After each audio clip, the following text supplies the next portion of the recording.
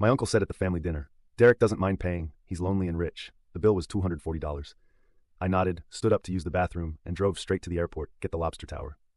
Hey everyone, before we dive in I have a quick favor to ask. If you enjoy content like this, please hit the subscribe button. It's free, supports the channel, and ensures you never miss out on amazing videos.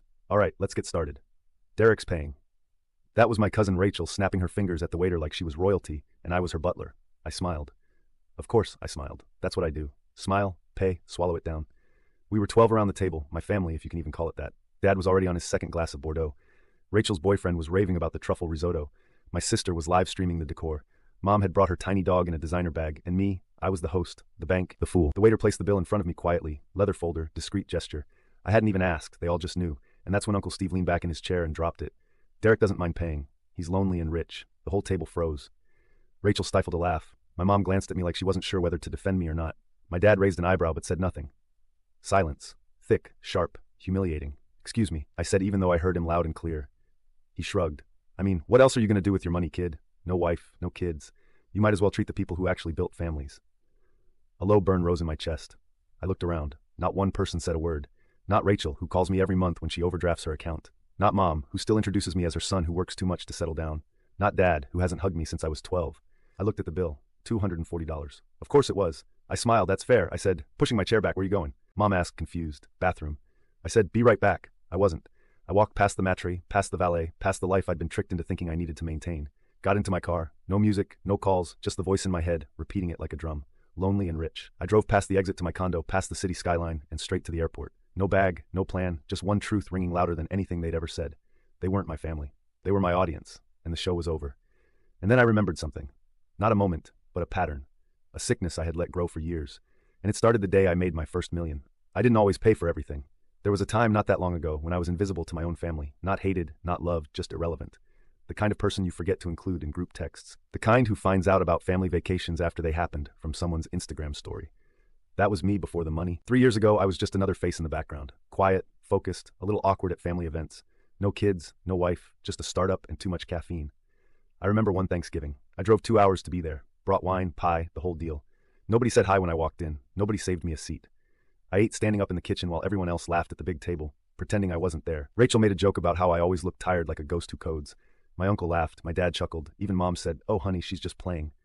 I left early that night. Nobody noticed. Then the app sold. $38 million. Clean, fast, brutal. Suddenly everything changed. I didn't have to announce it. They found out anyway, because money has a way of ringing every phone. The first call was from Mom. "Derek, baby, I'm so proud of you. We always knew you had it in you. We were just talking about you last night." That was a lie. I hadn't spoken to her in 7 months. Then came Rachel. "Hey cousin, so listen, I've got this little idea. Jewelry, handmade, super niche. I just need some seed money. Not much, maybe 5,000. I gave her 10. She posted a story the next day. "So blessed to have supportive family. No tag, no thanks." My dad called me 2 days later, said the mortgage was behind. Just a rough patch. He used the words from one man to another like we were suddenly equals.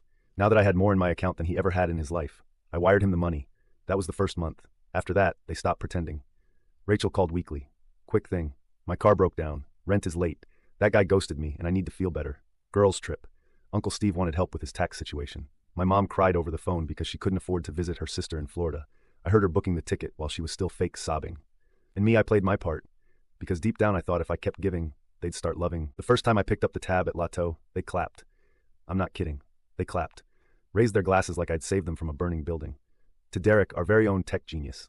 Uncle Steve toasted. My mom dabbed her eyes like I had cured cancer. I should have seen it then, but I didn't, because part of me, the desperate wounded part, wanted it to be real.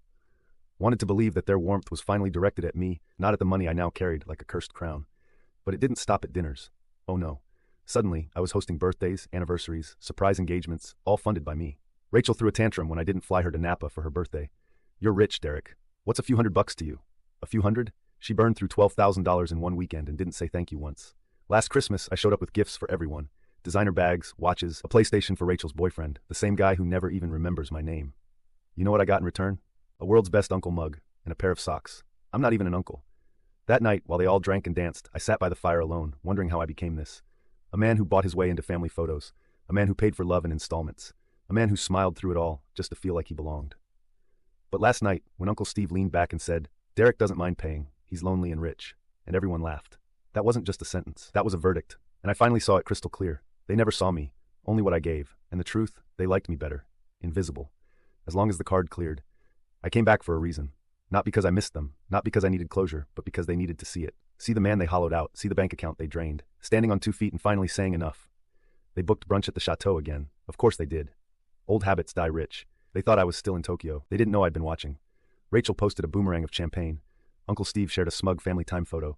My mother tagged me in a picture where I didn't exist, just an empty chair with my name card. That was the moment I got in my car. When I entered the room, time stopped. The clink of glasses, the chatter, the fake smiles, all frozen. Mom stood up first, voice syrupy. "Derek, you're back. We've been so worried. Worried I'd cut them off. Maybe not worried about me." I stared at her for 3 full seconds before replying.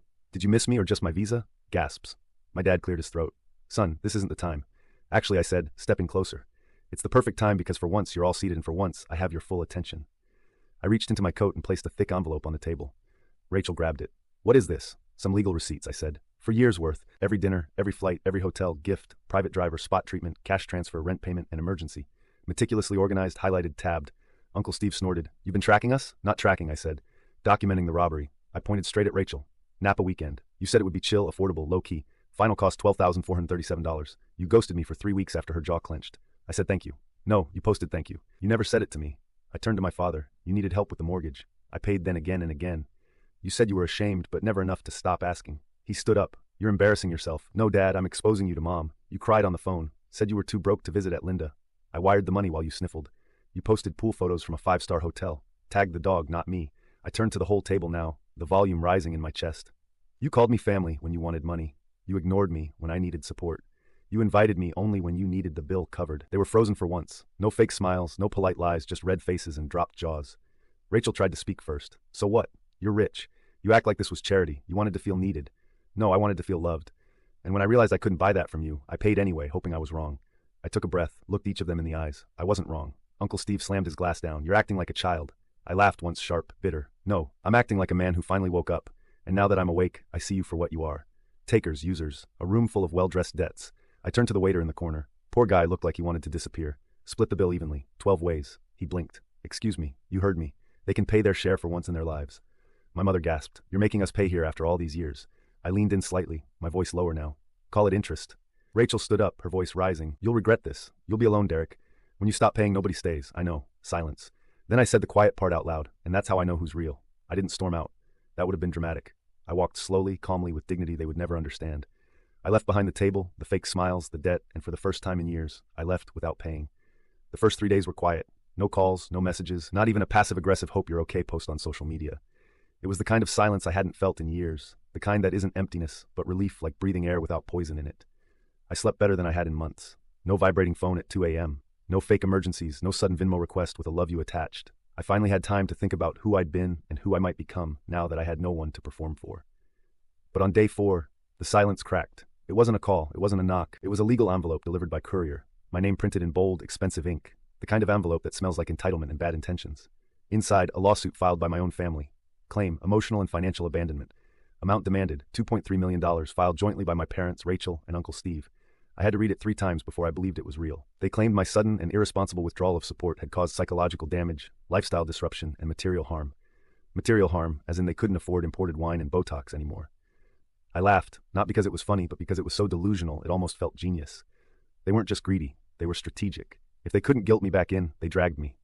That night, I poured myself a drink, sat on the balcony of my apartment, no skyline view, just trees and wind. And I told myself 2 things. 1, they were never going to stop. 2, neither was I. Then came the next twist. 2 days after the lawsuit, I got a message. Not from a lawyer. Not from the press. From Emily.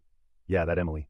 The woman who left me 3 weeks before our wedding. No note, no goodbye, just silence. And a closet that smelled like a ghost. "Derek, I know I'm probably the last person you want to hear from, but I saw what your family is doing, and I need to tell you something face to face." I didn't respond.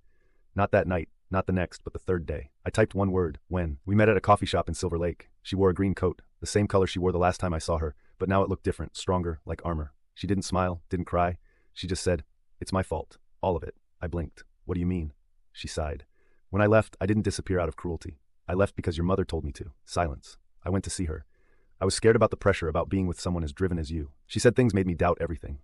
I stared at her frozen. "She told me I wasn't good enough for you, that I'd ruin your focus, that if I really loved you, I'd step aside and let you grow." "And you believed her?" I said. She swallowed. I was 25. I had no one, and she was persuasive. She promised to keep it quiet if I just walked away. Suddenly, everything made sense. The calculated coldness, the vanishing act, the way my mother never mentioned her again. It wasn't a breakup. It was an eraser. You told your mom I sold the app, I said slowly. She nodded. I was angry. I thought you moved on. I wanted to remind her I existed, and she used it to launch the feeding frenzy. Yes, I looked at her hard. Why tell me now? Because I was wrong, and I hate what they've done to you. You deserve someone in your corner. That night, we stayed up going through old messages. She helped me build a timeline. Messages from family, patterns of manipulation, voice notes, photos, and then I sent them, all of them, to two people. My lawyer and my friend Owen, an investigative journalist. 5 days later, the article went live. The price of being generous. How one family sued their own son for cutting off their luxury allowance. It included screenshots of manipulative messages, proof of payments, audio of my mom guilting Emily, a full breakdown of how much each family member received, a video clip of Rachel saying, "He'll never cut us off. He needs us." It exploded. Within 72 hours, Rachel's sponsorships dropped her. Uncle Steve was suspended from work pending an ethics review. My dad's golf club revoked his membership. My mom deactivated every account she had, and the lawsuit dropped. No comment. But it wasn't over. One last letter came from my mother, handwritten, 2 pages. No apology, just blame. You humiliated us. You're ungrateful. We did everything for you. I read it once, then I burned it. Emily, she didn't leave this time. She didn't try to fix me, didn't ask for anything. She just stayed. Sat with me in silence, helped me rebuild, not romance. Not yet, but presence. And presence is rarer than love. Today I live in a small place. No more penthouse, no more private chef, no more calls asking for favors. Just books, music, quiet. I open my own mail, make my own coffee, choose who I let in, and every so often someone asks, "Do you ever miss them?" I smile. No, because I never had them. I only had their expectations. Now I have something better. Boundaries and peace that can't be bought. The world didn't change. I did. And that made all the difference. It's strange how stillness can be so full. The first few months after everything ended felt like standing in a room where the music just stopped. No chaos, no applause, just breath, just light. I started to notice things again. The way morning light filters through the curtain at 6:42 a.m., the sound of sparrows on the balcony, the quiet hum of a world that doesn't expect anything from you. For the first time in my life, I wasn't performing. Not for approval, not for validation, not for love I had to purchase in installments. I was just being. And that in itself felt like a revolution. I joined a community garden, not because I suddenly cared about kale, but because I missed touching something real. There's something powerful about planting seeds in dirt with strangers who don't care who you were, how much you made, or whether your last name is attached to a scandal. Just hands in the soil. Simple conversation. Growth that isn't measured in dollars. One woman there, Marta, is 73 and runs the compost pile like a military unit. She once looked at me and said, "You seem like a man who finally stopped running," and I nearly cried because I had. And it took me 38 years to do it. I started journaling again. Not on a laptop, but with a pen in a worn leather notebook. Some days I write just 1 sentence, some days 5 pages. But it helps, putting things down without having to explain them. No one reads it. No one edits it. And in a life where I used to narrate every move for someone else's approval, that feels like a gift. I also stopped lying, not just to others, to myself. I stopped pretending I was okay with things that hurt. Stopped calling betrayal bad communication. Stopped labeling exploitation as just how family works. Now when something feels wrong, I name it. When someone crosses a line, I don't move the line. I walk away, without guilt, without explanations. Because no is a sentence. And I've earned the right to say it. There's a bookstore I go to now. Old wooden floors, smells like dust and paper and peace. The owner, Jules, never asks me what I do. He just says, "Back again, huh?" and offers a coffee on the house. Sometimes we talk about philosophy. Sometimes about movies. Once we sat for an hour discussing the difference between loneliness and solitude. His take, loneliness is being unseen. Solitude is choosing yourself. That stuck with me, because I used to be surrounded by people and still feel invisible. Now I sit alone with a book and feel whole. I've made 3 new friends this year. None of them asked what car I drive. None of them followed me for clout. One of them doesn't even use social media. We meet on Sundays. Talk about music, life, sometimes just sit in silence. It's not loud, flashy connection. It's not loyalty earned through spending. It's simple but real. And real is something I never knew I was missing until I had it. Emily, she lives a few blocks away now. We don't call it anything. No labels, no pressure. Some nights she brings tea. Some nights I bring over a book. We laugh more than we talk. We're not rebuilding what we had. We're building something better, something honest. No performance, no fear, just presence. And the old me, he's still here somewhere, but quieter now. He doesn't scream for approval. He doesn't beg to be seen. He's resting, healing.